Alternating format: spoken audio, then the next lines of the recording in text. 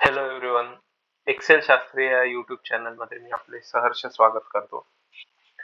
Excel Shastri हे YouTube channel मी मराठीमध्ये एक्सेलचं ज्ञान आपल्यापर्यंत पोहोचवण्यासाठी सुरू केलं आहे. एक्सेल आजच्या जीवनाचा एक अविभाज्य भाग झालेला आहे. एक्सेलमध्ये आपण बरेचसे formulas, functions, automation tools use करून आपलं जे काम आहे ते सोपं बनवू शकतो. याच एक्सेलला बरेच लोक घाबरतात, कारण त्यांना असं वाटतं की एवढे सगळे फॉर्म्युलेज, एवढे सारे फंक्शन्स आपण कसं काय लक्षात ठेवणार. तर मित्रांनो आणि मैत्रिणींनो, बिलकुल घाबरायची गरज नाहीये, कारण आता एक्सेल शास्त्री तुमच्या सोबत आहे. तर चला सुरू करूया हा एक्सेलचा प्रवास आणि बघूयात आपण एक्सेलचा वापर करून वेगवेगळे ऑटोमेशन टूल्स कसे बनवू शकतो ते. आजचा एक मी बेसिक व्हिडिओ बनवत आहे, जेणेकरून आपल्याला एक आयडिया मिळेल की ह्या चॅनल वरती कोणत्या प्रकारचे व्हिडिओज आपल्याला पुढे पाहायला मिळणार आहेत. तर चला सुरू करूया.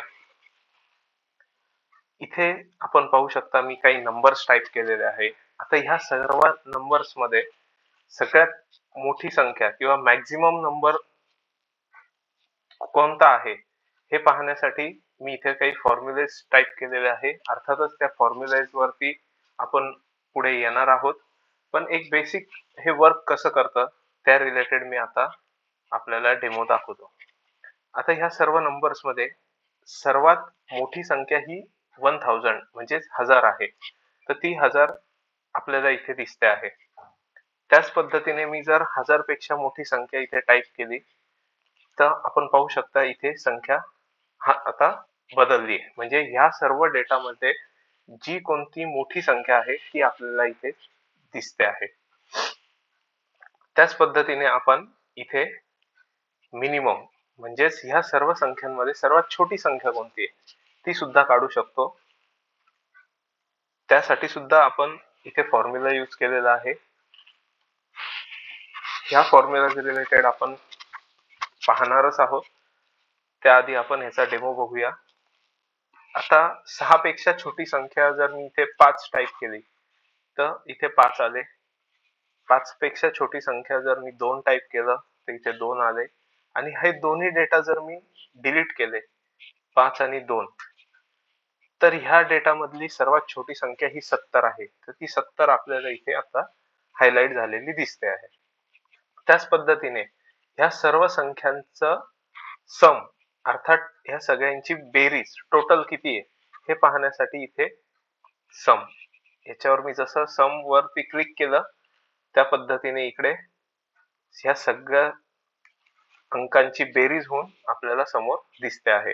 आणि हे रिअल टाइम बेसिस वरती बदलणार सुद्धा आहे. म्हणजे जसा मी इथे डेटा एंटर करेल ही जी संख्या आहे ती ऑटोमॅटिकली त्याची बेरीज होऊन आपल्याला समोर दिसणार आहे.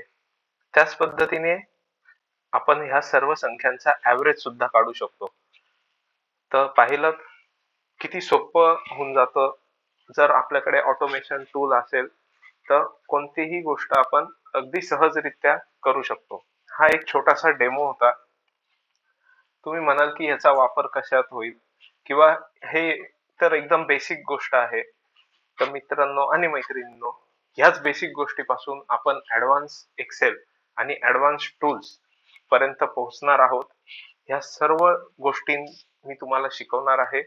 माझी एकच तुम्हाला विनंती आहे की एक्सेल शास्त्री या युट्यूब चॅनलला आपण सबस्क्राईब करा, या व्हिडिओला लाईक करा, कमेंट करा, जेणेकरून मला समजेल की तुम्हाला सुद्धा शिकण्याची इच्छा आहे आणि मला सुद्धा शिकवायला अजून तुम्हाला आवडेल. तर आजच्या व्हिडिओमध्ये एवढंच. पुढच्या व्हिडिओमध्ये मी हे सगळं ऑटोमेशन टूल कसं तयार केलं या रिलेटेड माहिती देईल. तोपर्यंत स्वस्त राहा, मस्त राहा आणि आपलं एक्सेल शास्त्री चॅनलला सबस्क्राईब करा.